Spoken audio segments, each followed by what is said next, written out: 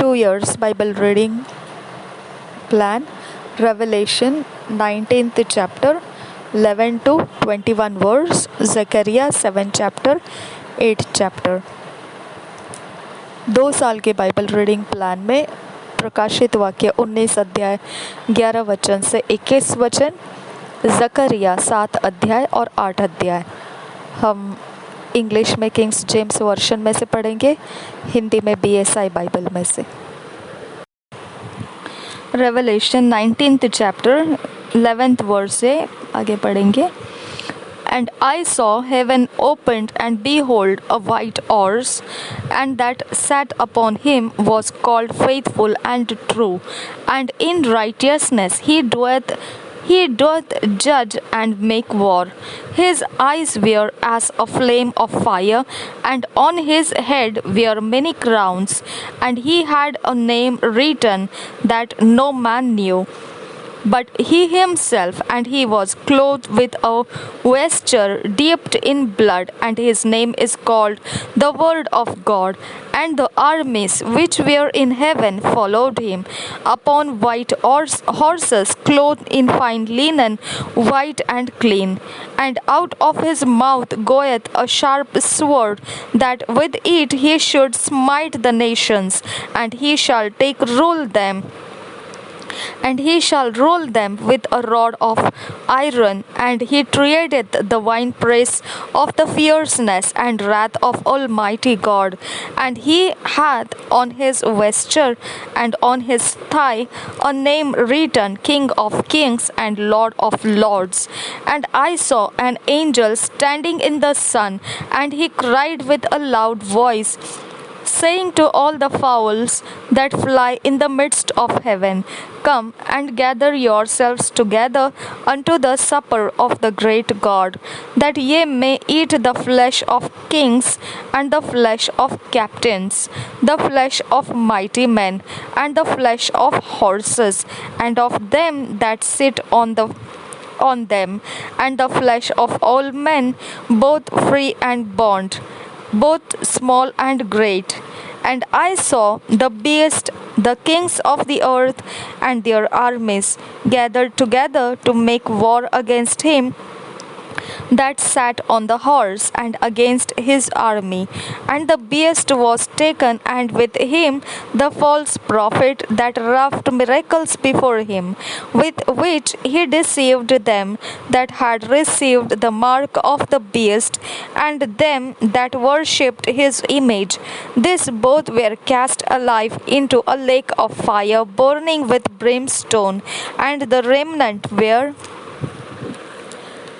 slain with the sword of him that sat upon the horse, which sword proceeded out of his mouth, and all the fowls were filled with their flesh. प्रकाशित वाक्य 19 अध्याय उसका 11 से 21 वचन तक हम पढ़ेंगे।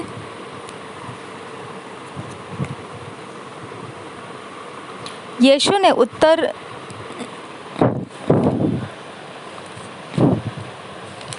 प्रकाशित वाक्य 19 अध्याय 11 से सफ़ेद घोड़े का सवार 11 वचन से आगे, 19 अध्याय का 11 वचन से 21 वचन तक। सफ़ेद घोड़े का सवार।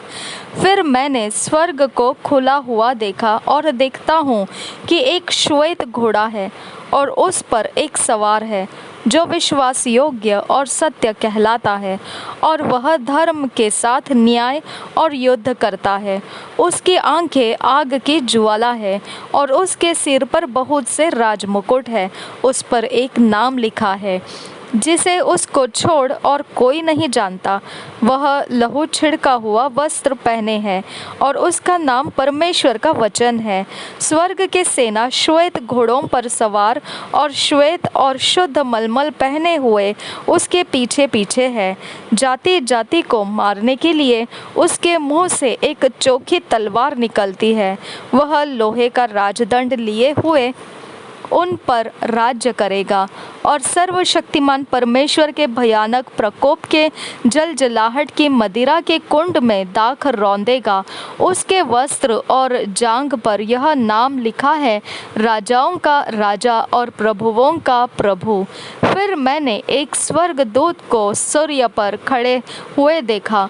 उसने बड़े शब्द से पुकारकर आकाश के बीच में से उड़ने वाले सब पक्षियों से कहा, आओ परमेश्वर के बड़े भोज के लिए इकट्ठे हो जाओ, जिससे तुम राजाओं का मांस और सरदारों का मांस और शक्तिमान पुरुषों का मांस और घोड़ों का और उनके सवारों का मांस, और क्या स्वतंत्र, क्या दास, क्या छोटे, क्या बड़े, सब लोगों का मांस खाओ। फिर मैंने उस पशु और पृथ्वी के राजाओं और उनके सेनाओं को उस घोड़े के सवार और उसकी सेना से लड़ने के लिए इकट्ठे देखा। वह पशु और उसके साथ वह झूठा भविष्यद्वक्ता पकड़ा गया, जिसने उसके सामने ऐसे चिन्ह दिखाए थे जिनके द्वारा उसने उनको भरमाया, जिन पर उस पशु की छाप थी और जो उसकी मूर्ति की पूजा करते थे। ये दोनों जीते जी उस आग की झील में जो गंधक से जलती है डाले गए। शेष लोग उस घोड़े के सवार की तलवार से जो उसके मुंह से निकलती थी मार डाले गए, और सब पक्षी उनके मांस से तृप्त हो गए। Zakaria 7 and 8th chapter, 7th chapter से पढ़ेंगे।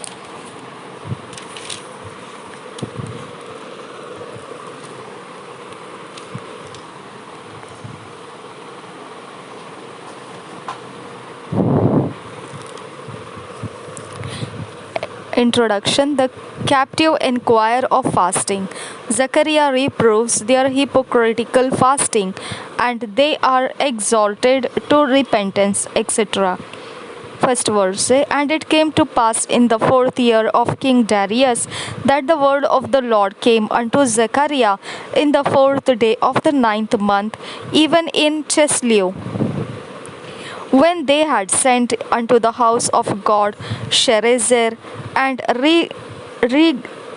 Regemelech and their men to pray before the Lord, and to speak unto the priests which were in the house of the Lord of hosts, and to the prophets, saying, Should I weep in the 5th month, separating myself, as I have done this so many years?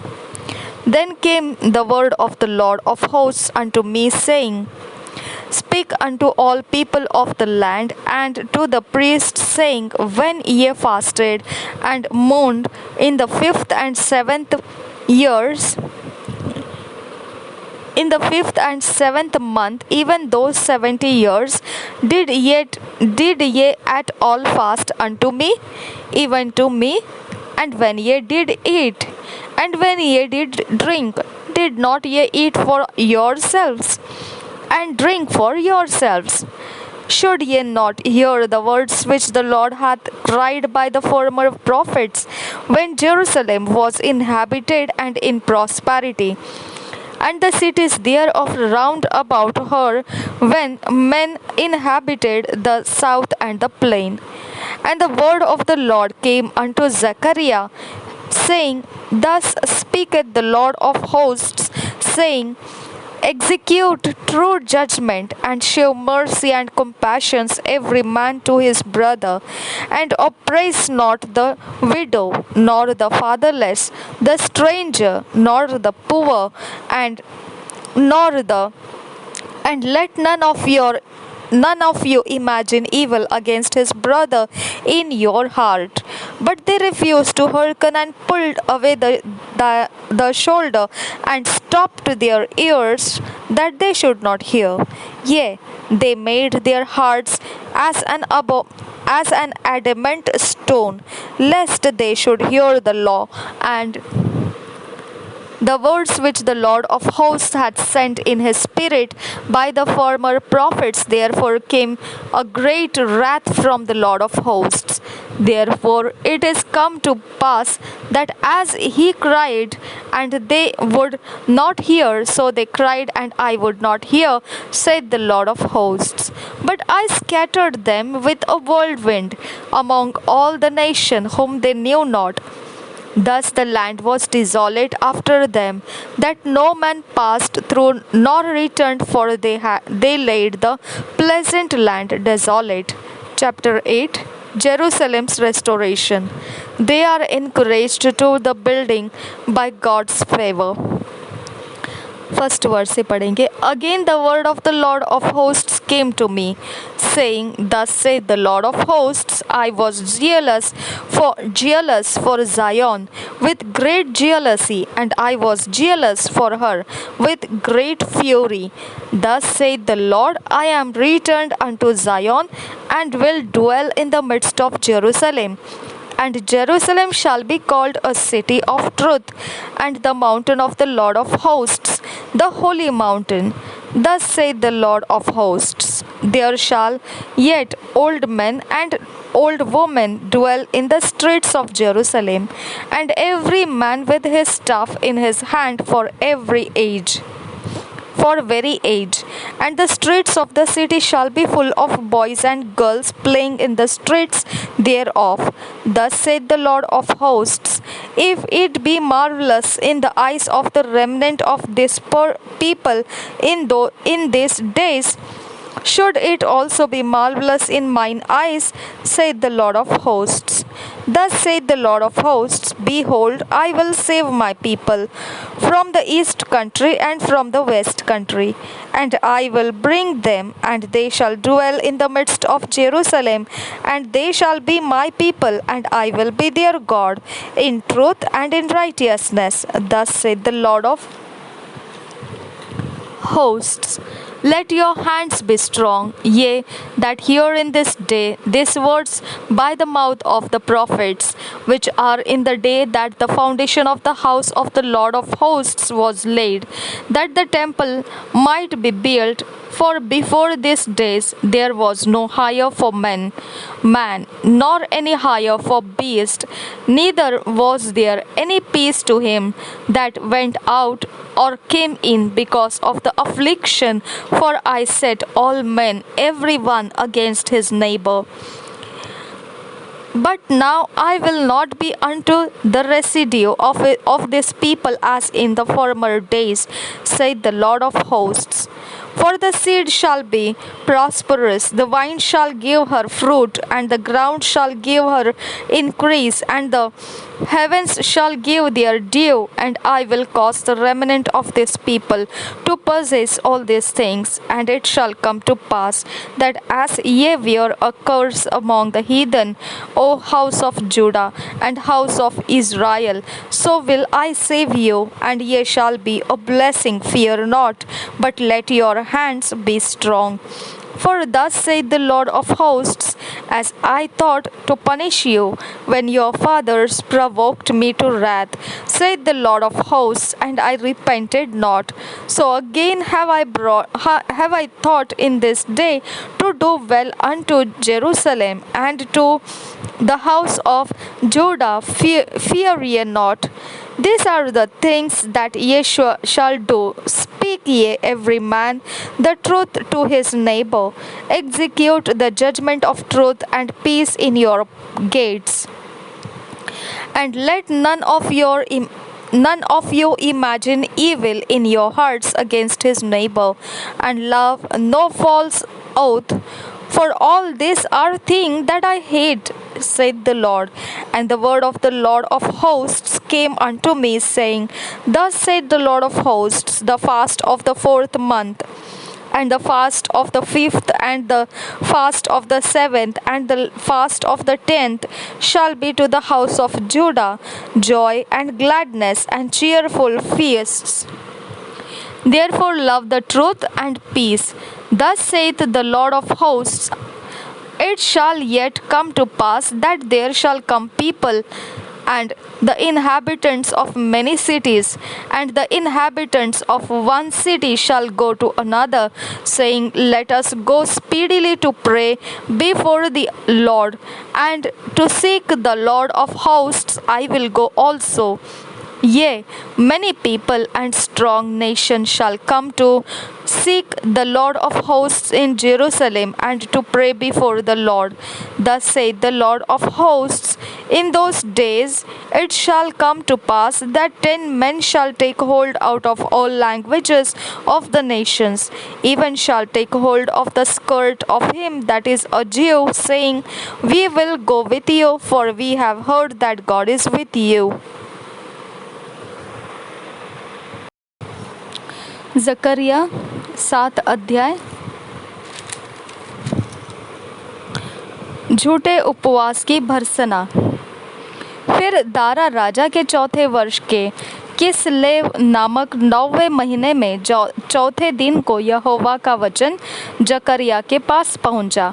Bethel वासियों ने Sharezer और रेगेमलेक को इसलिए भेजा था कि यहोवा से विनती करें और सेनाओं के यहोवा के भवन के याजकों से और भविष्यद्वक्ताओं से भी यह पूछे, क्या हमें उपवास करके रोना चाहिए, जैसे कि कितने वर्षों से हम 5वें महीने में करते आए हैं। तब सेनाओं के यहोवा का यह वचन मेरे पास पहुंचा। सब साधारण लोगों से और याजकों से कहे कि जब तुम इन 70 वर्षों के बीच 5वें और 7वें महीनों में उपवास और विलाप करते थे, तब क्या तुम सचमुच मेरे ही लिए उपवास करते थे? जब तुम खाते पीते हो तो क्या तुम अपने ही लिए नहीं खाते, और क्या अपने ही लिए नहीं पीते हो? क्या यह वही वचन नहीं है जो यहोवा पूर्व काल के भविष्यद्वक्ताओं के द्वारा उस समय पुकार कर कहता रहा, जब यरूशलेम अपने चारों ओर के नगरों समेत चैन से बसा हुआ था और दक्षिण देश और नीचे का देश भी बसा हुआ था? बंधुआई का कारण आज्ञा का उल्लंघन। 8 वचन से आगे। फिर यहोवा का यह वचन जकरिया के पास पहुंचा। सेनाओं के यहोवा ने यो कहा है, खराई से न्याय चुकाना और एक दूसरे के साथ कृपा और दया से काम करना, न तो विधवा पर अंधेर करना, न अनाथों पर, न परदेशी पर, और न दीन जन पर, और न अपने अपने मन में एक दूसरे की हानि की कल्पना करना।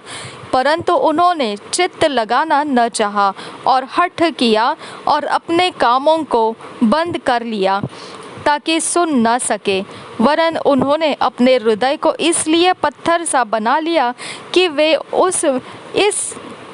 उस व्यवस्था और उन वचनों को न मान सके जिन्हें सेनाओं के यहोवा ने अपने आत्मा के द्वारा पूर्व काल के भविष्यद्वक्ताओं से कहला भेजा था। इस कारण सेनाओं के यहोवा की ओर से उन पर बड़ा क्रोध भड़का। सेनाओं के यहोवा का यही वचन है, जैसे मेरे पुकारने पर उन्होंने नहीं सुना, वैसे ही उनके पुकारने पर मैं भी न सुनूंगा, वरन मैं उन्हें उन सब जातियों के बीच जिन्हें वे नहीं जानते आंधी के द्वारा तितर बितर कर दूंगा, और उनका देश उनके पीछे ऐसा उजाड़ पड़ा रहेगा कि उसमें किसी का आना जाना न होगा। इसी प्रकार से उन्होंने मनोहर देश को उजाड़ दिया। यरूशलेम के पुनः निर्माण की प्रतिज्ञा। फिर सेनाओं के यहोवा का यह वचन मेरे पास पहुंचा। सेनाओं का यहोवा यूं कहता है, सियोन के लिए मुझे बड़ी जलन हुई, वरन बहुत ही जलजलाहट मुझ में उत्पन्न हुई है। यहोवा यूं कहता है, मैं सियोन में लौट आया हूँ और यरूशलेम के बीच में बास किए रहूँगा, और यरूशलेम सच्चाई का नगर कहलाएगा, और सेनाओं के यहोवा का पर्वत पवित्र पर्वत कहलाएगा। सेनाओं का यहोवा यूं कहता है, यरूशलेम के चौकों में फिर बूढ़े और बुढ़ियाँ बहुत आयु के होने के कारण अपने अपने हाथ में लाठी लिए हुए बैठा करेगी। नगर के चौक खेलने वाले लड़कों और लड़कियों से भरे रहेंगे। सेनाओं का यहोवा यूं कहता है, चाहे उन दिनों में यह बात इन बचे हुओं की दृष्टि में अनोखी ठहरे, परंतु क्या मेरी दृष्टि में भी यह अनोखी ठहरेगी? सेनाओं के यहोवा की यही वाणी है। सेनाओं का यहोवा यूँ कहता है, देखो, मैं अपनी प्रजा का उद्धार करके उसे पूर्व से और पश्चिम से ले आऊँगा, और मैं उन्हें ले आकर यरूशलेम के बीच में बसाऊँगा, और वे मेरी प्रजा ठहरेंगे और मैं उनका परमेश्वर ठहरूंगा। यह तो सच्चाई और धर्म के साथ होगा। सेनाओं का यहोवा यूँ कहता है, तुम इन दिनों में ये वचन उन भविष्यद्वक्ताओं के मुख से सुनते हो जो सेनाओं के यहोवा के भवन की नींव डालने के समय अर्थात मंदिर के बनने के समय में थे। उन दिनों के पहले न तो मनुष्य की मजदूरी मिलती थी और न पशु का भाड़ा, वरन सताने वालों के कारण न तो आने वाले को चैन मिलता था और न जाने वाले को, क्योंकि मैं सब मनुष्यों से एक दूसरे पर चढ़ाई कराता था। परंतु अब मैं इस प्रजा के बचे हुओं से ऐसा बर्ताव न करूँगा जैसा कि पहले के दिनों में करता था। सेनाओं के यहोवा की यही वाणी है, क्योंकि अब शांति के समय की उपज अर्थात दाखलता फला करेगी, पृथ्वी अपनी उपज उपजाया करेगी और आकाश से ओस गिरा करेगी, क्योंकि मैं अपनी इस प्रजा के बचे हुओं को इन सब का अधिकारी कर दूंगा। हे यहूदा के घराने और इस्राएल के घराने, जिस प्रकार तुम जाति जाति के बीच शाप के कारण थे, उसी प्रकार मैं तुम्हारा उद्धार करूंगा और तुम आशीष के कारण होंगे। इसलिए तुम मत डरो और न तुम्हारे हाथ ढीले पड़ने पाए, क्योंकि सेनाओं का यहोवा यूँ कहता है, जिस प्रकार जब तुम्हारे पुरखा मुझे रिस दिलाते थे, तब मैंने उनकी हानि करने की ठान ली थी और फिर न पछताया, उसी प्रकार मैंने इन दिनों में यरूशलेम की और यहूदा के घराने की भलाई करने की ठान ली है। इसलिए तुम मत डरो। जो काम तुम्हें करना चाहिए वे ये है, एक दूसरे के साथ सत्य बोला करना, अपनी कचहरियों में सच्चाई का और मेल मिलाप की नीति का न्याय करना, और अपने अपने मन में एक दूसरे की हानि की कल्पना न करना और झूठी शपथ से प्रीति न रखना, क्योंकि इन सब कामों से मैं घृणा करता हूँ। यहोवा की यही वाणी है। फिर सेनाओं के यहोवा का यह वचन मेरे पास पहुंचा। सेनाओं का यहोवा यूँ कहता है, चौथे, पाँचवें, सातवें और 10वें महीने में जो उपवास के दिन होते हैं, वे यहूदा के घराने के लिए हर्ष और आनंद और उत्सव पर्वों के दिन हो जाएंगे। इसलिए तुम सच्चाई और मेल मिलाप से प्रीति रखो। सेनाओं का यहोवा यूँ कहता है, ऐसा समय आने वाला है कि देश देश के लोग और बहुत नगरों के रहने वाले आएंगे और एक नगर के रहने वाले दूसरे नगर के रहने वालों के पास जाकर कहेंगे, यहोवा से विनती करने और सेनाओं के यहोवा को ढूंढने के लिए चलो, मैं तो जा रहा हूँ। बहुत से देशों के वरन सामर्थी जातियों के लोग यरूशलेम में सेनाओं के यहोवा को ढूंढने और यहोवा से विनती करने के लिए आएंगे। सेनाओं का यहोवा यूँ कहता है, उन दिनों में भांति भांति की भाषा बोलने वाली सब जातियों में से 10 मनुष्य एक यहूदी पुरुष के वस्त्र की छोर को यह कहकर पकड़ लेंगे, हम तुम्हारे संग चलेंगे, क्योंकि हमने सुना है कि परमेश्वर तुम्हारे साथ है। प्रभु यीशु हम सबके साथ बना रहे। आमीन, आमीन, आमीन।